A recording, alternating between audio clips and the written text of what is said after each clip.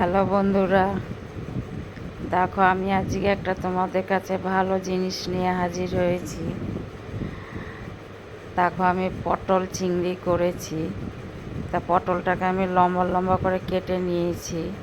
আর এর মধ্যে আমি পোস্ত, চালমগজ, বাদাম, কাজু বাদাম এগুলো সব পেস্ট করে, কাঁচা লঙ্কা সব পেস্ট করে একসাথে এটাকে দিয়েছি। তার সাথে আমি একটু দই দিয়েছি পেস্ট করে, দিয়ে এরকম গা মাখা করে এটা করেছি। ওপর দিয়ে একটু কাঁচা তেল ছড়িয়ে দিয়েছি।